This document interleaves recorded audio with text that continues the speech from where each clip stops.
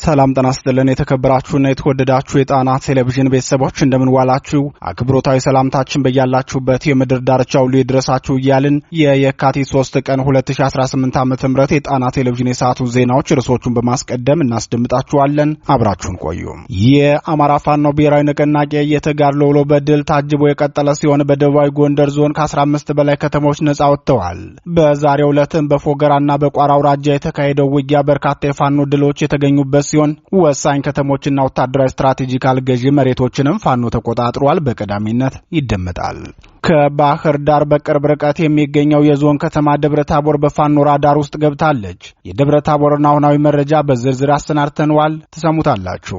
የለመደ ልማድ ያሰርቃል ከማድ እንዲሉ የብልጽግናው ሰራዊት የዝርፊያ አመል ሆኖበት የቤተ ክርስቲያን ሞንታርቦና የግለሰቦችን የሰርግ ድግስ ምግብ ዘርፎ በልቷል። ይህ የዝርፊያ ወንጀሉ ድጋሚ በገባበት ሁሉ እየዘረፍክ ብላ ተብሎ ከሰጠው መመሪያ የተቀዳ መሆኑን የጣና ቴሌቪዥን ወታደራዊ ምንጮች ተናግረዋል። የሸዋውን 8ኛ ቀን ውሎ ዜናችን በዝርዝር ያስደምጣችኋል። ቆቦ በፋኖ ድል ደምቃለች። የጎብየው ተጋድሎ ዝርዝር መረጃ ደርሶናል፣ በዝርዝር አሰናድተነዋል። ጎጃም ላይ የአማራ ፋኖ ብሔራዊ ንቅናቄ አጼ ቴዎድሮስ የብልጽግናውን ሰራዊት በየቀኑ እያስኮበለለ መቀበሉን ቀጥሎበታል። የ135 የብልጽግናው ጥምር ጦር ሙሉ ትጥቁን እንደያዘ ፋኖን ተቀላቅሏል። በዜናችን የሚደመጥ ሌላው መረጃችን ነው። ናሁስና እያስደነበረው የብልጽግናው ስርዓት አዲስ አበባ ላይ ጥላውንም የማያምን ድንጉጥ ሆኗል። በጀግናው አርበኛ ናሁስና አንዳርጌ ክስ የተከሰሱት የአማራ ተወላጆች በብልጽግናው ፍርድ ቤት ከባድ ውሳኔ ተበይኖባቸዋል። የብልጽግናውን ፕሬዝዳንት ታዬ አጽቀሥላሴ ፊርማ ብቻ እንደቀረም የሚናገሩ አሉ። ዜናችን በዝርዝር ይዞታል፣ ተሰሙታላችሁ። እነዚህንና ሌሎች የተመረጡ መረጃዎችን አሰባስበን ያሰናዳነው ዜናችን ከዚህ ሰዓት ጀምሮ ወደ እናንተ መቅረብ ይጀምራል። በድጋሚ እስከ መጨረሻው አብራችሁን ቆዩ እያለን የሰዓቱን ዜናዎች በዝርዝር ወደ እናንተ እናደርሳለን።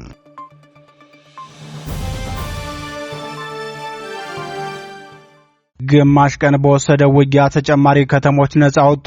የአማራ ፋኖ ብሔራዊ ንቅናቄ ደጃዝማች በላይ ዘለቀ በጎንደር ቀጠና የሚያካሄደውን ተጋድሎ በታላቅ ድል አጅቦ ቀጥሏል። ዛሬ ለግማሽ ቀን በኋላው ተጋድሎ የደቡብ ጎንደር ዞን ዋና ከተማ ደብረ ታቦር 17 ኪሎ ሜትር ርቀት የምትገኘዋን አለምበር ከተማን ነጻ ሲያወጣ በቋራ አውራጃም በተመሳሳይ ፋኖ ድል ተቀዳጅቷል። የደጃዝማች በላይ ዘለቀ ሜጀር ጄኔራል ባንታባት አንደኛ ኮር በፎገራ ወረዳ ወጂ አርባምባና አለምበር ቀጠና ባካሄደው ውጊያ የብልጽግናው ሰራዊት የሚተማመንበትን የኮንክሪት ምሽግ በመስበር ከተማዋን ነጻ አውጥቷል። በኮሩ ስር የሚገኙት ነበልባሉ ፎገራና ሜጀር ጄኔራል ባንታባት ተወርዋሪ ክፍለ ጦር ውጊያውን በብቃት ያካሄዱ መሆናቸውን የገለጸው የኮሩ ቃል አቀባይ ክፍል በዚህ ሰዓት የባዲን መዋቅር ካለምበርና ከወጂ ቀጠና ሙሉ በሙሉ ነጻ ሆኗል። በዚህ ውጊያም የባዲ ሚልሻ የካድሬና የአድማ ብተና እጃቸውን ለፋኖ በመስጠት ህይወታቸውን ማትረፍ ችለዋል ብለዋል። በዚሁ የጎንደር ቀጠና የደጃዝማች በላይ ዘለቀ የተጋድሎ መረጃ 8ኛ ቀኑን ባስቆጠረው አውደ ውጊያ የስርዓቱ ጥምር ጦር አከርካሪውን መተነዋል ሲል የመይሰው ካሳ 2ኛ ኮር ቃል አቀባይ ክፍል አስታውቋል። የአማራ ፋኖ ብሔራዊ ንቅናቄ ደጃዝማች በላይ ዘለቀ መይሰው ካሳ 2ኛ ኮር በውስጡ ያቀፋቸው አራቱም ክፍለ ጦሮች ማለትም ካራማራ፣ ፊታውራሪ ገበየው፣ አድዋ ክፍለ ጦርና ኦሜርላ ክፍለ ጦር ነብሮ ብርጌድ ከቀጠናው አስተባባሪ ግብረ ኃይል ጋር በመጣመር በከፈቱት የተቀናጀ ውጊያ ቋራ ላይ ድል ተቀዳጅቷል። የመይሰው ካሳ 2ኛ ኮር ቃል አቀባይ ክፍል የተጋድሎ መረጃ ለጣና ቴሌቪዥን ሲገልጽ የጸረ አማራው ስርዓት ጥምር ጦር በሁለት አቅጣጫ ከጎንደር በሻውራ በኩልና በቋራ በደለጎ በኩል ያለ የሌላ ኃይሉን ይዞ ወደ ቀጠናው ገብቶ ነበር። ሆኖም በዚህ መንገድ የገባው የጠላት ኃይል በፋኖ ክፉኛ ተመቶ ሽንፈት አስተናግዷል ብለዋል። ከቀናት በፊት በመይሰው ካሳ 2ኛ ኮር ብርቱ ሽንፈት የደረሰበት የብልጽግናው ጦር በትናንትናው ዕለትም ከቀትር በኋላ ከ8 ሰዓት ተኩል እስከ 12 ሰዓት ከደለጎ ተነስቶ አባ ድግሱ የሰፈረውንና ከሻውራ በኩል ተነስቶ ገንገን የሰፈረውን ዘጊ ኃይል በማዘጋጀት ከአጸደ ማርያምና ከጎንደር ተነስቶ ወደ ቀጠናው የገባውን ያገዛዙን ጦር ቆርጦ ከበባ ውስጥ በማስገባት መውጫ መግቢያ በማሳጣት በቀጠናው ከተመደቡ የተቋም አመራሮች ጋር የሰራው ጀብድ ጠላትን አንገት ያስደፋና በቀጠናውም ሊሰራ ያቀደውን ተግባር መፈጸም እንዳይችል ተደርጎ ተመቷል። በዚህ ምትም ከፍተኛ ቁጥር ያለው ኪሳራ ሲደርስበት በ10 የብልጽግና ሰራዊት አባላት ላይ እርምጃ ተወስዶባቸዋል። 13 ደግሞ ቁስለኛ መሆናቸውን የኮሩ ህዝብ ግንኙነት ጨምሮ ገልጿል።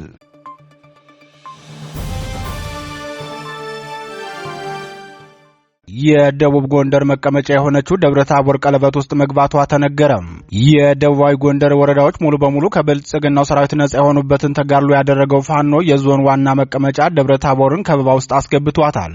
ፋኖ በትናንትናው ዕለት ከጨጮ እስከ ዘንዘልማ ጫፍ ባደረገው ብርቱ ትንቅንቅ የብልጽግናውን ስርዓት ሙሉ በሙሉ ያፈረሰው ሲሆን በሌሊት በተሰራ ልዩ ኦፕሬሽን ደግሞ ከባህር ዳር በቅርብ ርቀት ታላቅ ድል ተቀዳጅቷል።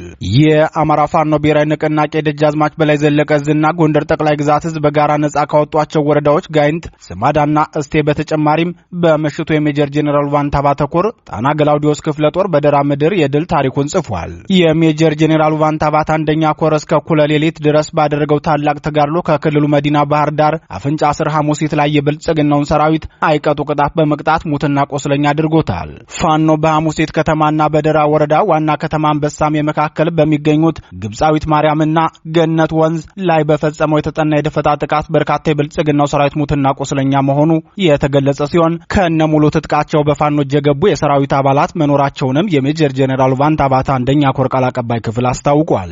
እንደ ቃል አቀባይ ክፍሉ ገለጻ ፋኖ በሰራ የተጠና የጨለማ ኦፕሬሽን የብልጽግናው ሰራዊት አመራሮችንና ወታደራዊ ቁሳቁሶችን ጭነው የነበሩ 3 ተሽከርካሪዎች በጣና ገላውዲዮስ ክፍለ ጦር የተማረኩ ሲሆን በወታደራዊ ተሽከርካሪዎች ውስጥ የነበሩ የብልጽግናው ሰራዊትም ሙሉ በሙሉ መበተናቸው ተረጋግጧል። ከሐሙሲት ከተማ በቅርብ ርቀት የተሰራው በአይነቱ ልዩ የሆነ የጨለማ ኦፕሬሽንም በርካታ የቡድንና የነፍስ ወከፍ መሳሪያ ገቢ መደረጉ ታውቋል። ይህን ተከትሎ ባህር ዳር ላይ ከፍተኛ ውጥረት የነገሰ ሲሆን በሌሊት ወደ ጎንደር ቀጠና ከፍተኛ ቁጥር ያለው ኃይል ሲያመላልስ እንዳደረ ምንጮቻችን ገልጸዋል። የባዲን አድማ ብተናና የብልጽግናው ሰራዊት በበርካታ ተሽከርካሪዎች በሌሊት ወደ ደቡባዊ ጎንደር ሲመላለስ እንዳደረ የገለጹት ምንጮቻችን ብልጽግና ደብረታቦርን ለመታደግ ከፍተኛ ርብርብ እያደረገ ነው ብለዋል። በቀጠናው ያለውን የአውደ ውጊያ ውሎ ዝርዝር መረጃ በምሽቱ ዜናችን ይዘን የምንመለስ ይሆናል።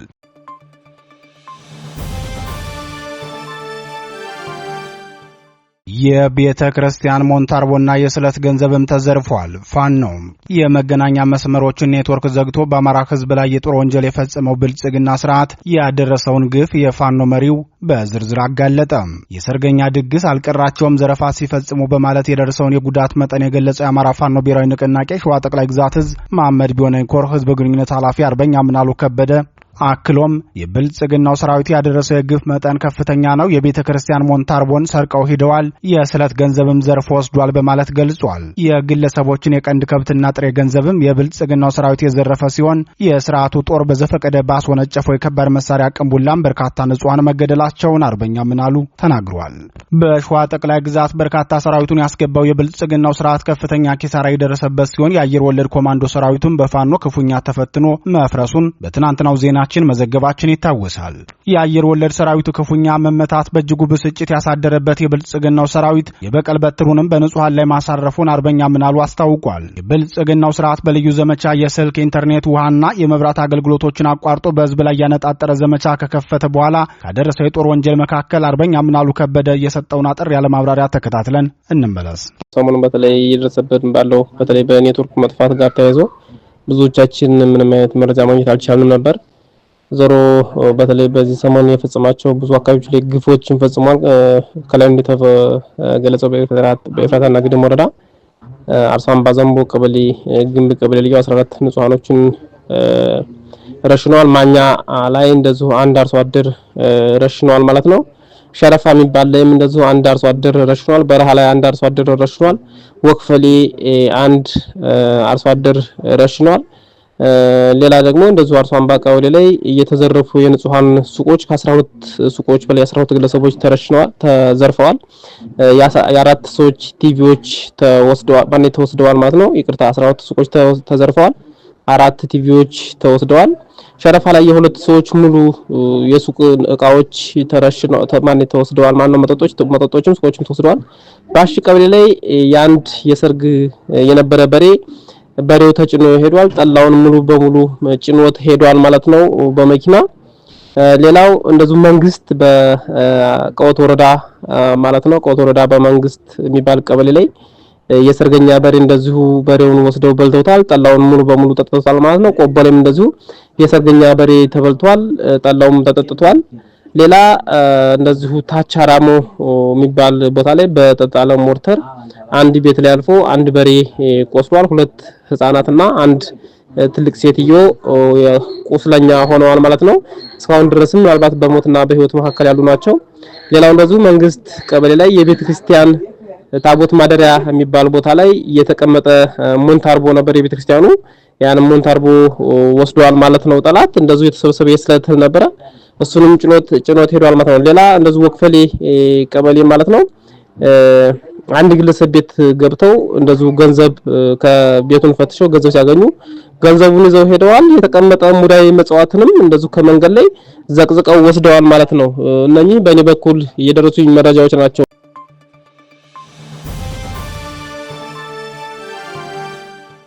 በቆቦ ተጋድሎ ፋኖ ድል ተቀዳጀም።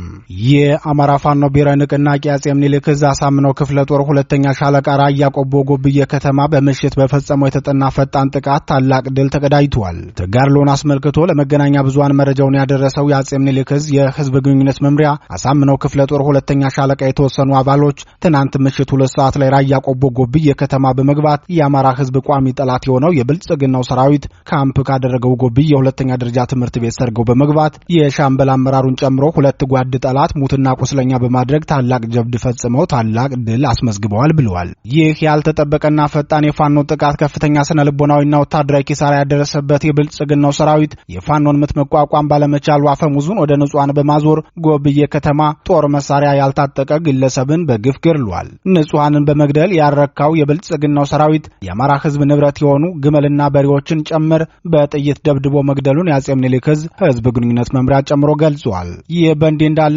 135 የብልጽግና ሰራዊት አጼ ቴዎድሮስ ዕዝን ተቀላቅሏል። በጎጃም ጠቅላይ ግዛት ከቡሬ ሽንዲ፣ ፍኖተ ሰላም፣ ደንበጫ፣ ማኑኤል፣ ደጋዳሞት፣ ኦዲትና የመሳሰሉት ቀጠናዎች የመሸገው የብልጽግናው 6ኛ ዕዝና ምስራቅ ዕዝ ሰራዊት በየቀኑ እየፈረሰ ፋኖን እየተቀላቀለ ነው። በ30 ቀናት ብቻ 135 የብልጽግናው ሰራዊት ከካምፕ ጠፍቶ የአማራ ፋኖ ብሔራዊ ንቅናቄ አጼ ቴዎድሮስ ዕዝ 109ኛ ኮርን ተቀላቅሏል። በተመሳሳይ ዜና የብልጽግናውን ሰራዊት ስቦ ማስከዳቱን ቀጥሎ የብልጽግና ወታደር እየፈለሰ የፋኖ ኃይሎችን እየተቀላቀለ መሆኑን የአማራ ፋኖ ብሔራዊ ንቅናቄ አጼ ቴዎድሮስ ዕዝ 201ኛ ኮር ህዝብ ግንኙነት አስታውቋል። የብልጽግናውን ሰራዊት በተደጋጋሚ ከነሙሉ ትጥቁ እያስከዳ ወደ ፋኖ እየቀላቀለ የሚገኘው አፋብን አጼ ቴዎድሮስ ዕዝ በትናንትናው ዕለትም በተመሳሳይ በአማራ ፋኖ ብሔራዊ ንቅናቄ አጼ ቴዎድሮስ ዕዝ 206ኛ ኮር 24ኛ ክፍለ ጦር ከሜዳ ላይ የፊት ለፊት ውጊያ ጎን ለጎን በተለመደው የጠላትን ኃይል ስቦ የማስከዳት ስልቱ የብልጽግናውን ሰራዊት እያፈረሰው መሆኑን የኮሩ ቃል አቀባይ ክፍል አስታውቋል። የ206ኛ ኮር የህዝብ ግንኙነት ክፍል በዕለቱ የተፈጸመውን ድርጊት አስመልክቶ ለጣና ቴሌቪዥን በላከው መረጃ በዛሬው ዕለት የካቲት የአማራ ህዝብ ቋሚ ጠላት የሆነው የብልጽግናው ሰራዊት አባላት መካከል ከ602ኛ ኮር 75ኛ ክፍለ ጦር የክፍለ ጦሩ ቃኝና ማንዲስ አባል የነበሩት መስመራዊ መኮንኖች ፋኖን ተቀላቅለዋል። የሥርዓቱን ነውረኝነትና የፋኖን የትግል ዓላማ ጥራት የተረዱት የሰራዊቱ አባላት የአፋብን አጼ ቴዎድሮስ ዕዝ 206ኛ ኮር 24ኛ ክፍለ ጦርን በክብር ተቀላቅለዋል። የብልጽግናው ሰራዊት መስመራዊ መኮንኖች ፋኖን የተቀላቀሉት ሙሉ ትጥቃቸውን እንደያዙ መሆኑንም የኮሩ ቃል አቀባይ ክፍል አስታውቋል።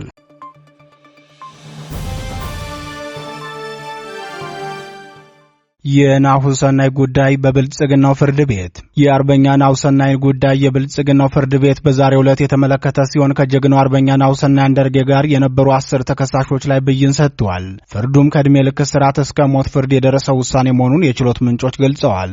የብልጽግናው ከፍተኛ ፍርድ ቤት ልደታ ምድብ አንደኛ የሕገ መንግስትና የጸረ ሽብር ወንጀል ምድብ በዛሬው ዕለት በዋለው ችሎት ሚያዝያ 4 ቀን 2016 ዓ.ም ከናሁሰናይ አንደርጌ ጋር በመሆን በአዲስ አበባ የሽብር ወንጀል ሊፈጽሙ ነበር የተባሉ 10 ግለሰቦች ላይ ብይን መስጠቱን መሰረት ሚዲያ ዘግቧል። ፍርድ ቤቱ የአቃቢ ሕግ ክሱን በምስክርና በማስረጃ በማረጋገጡ ልትከላከሉ ይገባል ሲል የወሰነው የብልጽግናው ፍርድ ቤት ድርጊቱ ተፈጸመ ከተባለ ከ2 ዓመት በኋላ ሰለሞን ፍቃዴ፣ አሸናፊ ሆነው፣ ገብረ ማርያም ሰጠኝ፣ አማኑኤል ያለውና በአጠቃላይ 10 ተከሳሾች የአቃቢ ሕግን ምስክርና ማስረጃ በበቂ ሁኔታ መከላከል ካልቻሉ የዕድሜ ልክ ከዚያም ከፍ ሲል የሞት ቅጣት ሊጠበቅባቸው እንደሚችል ፍርድ ቤቱ መወሰኑን የዘገበው መሰረት ሚዲያ ተከሳሾቹ ለ2 ዓመታት ያህል የዋስትና መብት ተከልክለው በቂሊንጦ ማረሚያ ቤት እንደሚገኙ ይታወቃል። ድርጊቱ ተፈጸመ በተባለበት ወቅት በርካታ የአዲስ አበባ ነዋሪዎች በተለይ ወጣቶች በጸጥታ ግብረ ኃይል ታፍሰው በአዲስ አበባና በፌዴራል ፖሊስ ኮሚሽን እስር ቤቶች ለወራት ያህል ታስረው እየተሰቃዩ ይገኛሉ። የብልጽግናው ፍርድ ቤት በወቅቱ አዲስ አበባ ቦሌ ክፍለ ከተማ ሚሊኒየም አዳራሽ አካባቢ የተፈጠረውን ክስተት አስመልክቶ የአቃቢ ሕግ ምስክሮችን መስማት የጀመረው ከዓመታት በፊት ጀምሮ ነበር። በወቅቱም ክስተቱን የተመለከቱና አቃቢ ሕግ ለምስክርነት የጠራቸው እማኞች በችሎት ቀርበው በሰጡት ምስክርነት ፖሊሶች አስቀድመው ይከታተሉት ነበር። ትንሽ ቆይተው አሳቻ ቦታ ላይ በናሁሰናይ ላይ ተኩስ ከፈቱበት። ልጁ ግን ጀግና ስለነበር የተከፈተበትን ተኩስ እየመከተ ራሱን ተከላክሏል ሲሉ መናገራቸውን ጣና ቴሌቪዥን በወቅቱ መዘገባችን አይዘነጋም። በዚህ መልኩ በተካሄደው የከተማ ላይ ተኩስ በጀግንነት የተሰዋውን አርበኛ ናሁሰናይ አንዳርጌን አስከሬን ወላጆቹ እንዳያገኙ ብልጽግናው መከልከሉ ይታወቃል። በወቅቱም የአርበኛ ናሁሰናይ አንዳርጌን ድርጊት ተከትሎ የብልጽግናው የደህንነትና የጋራ ግብረ ኃይል በአንድ ቀን ብቻ 5 ጊዜ ተሰብስቦ መግለጫ ማውጣቱ ይታወሳል። በናሁሰናይ አንዳርጌ መዝገብ የተከሰሱ ከ10 በላይ የግፍ እስረኞች ከተመሰረተባቸው የሽብር ክስ እንዲከላከሉ አቃቢ ሕግ ያቀረባቸውን ክስ መከላከል ካልቻሉ የሞት ፍርድ ሊበየንባቸው እንደሚችል የተገለጸ ሲሆን ፍርድ ቤቱ የሞት ፍርድ ውሳኔ ካሳለፈ ውሳኔው ተፈጻሚ የሚሆነው የብልጽግናው ፕሬዝዳንት ታዬ አጽቀሥላሴ ከፈረሙበት በኋላ ነው።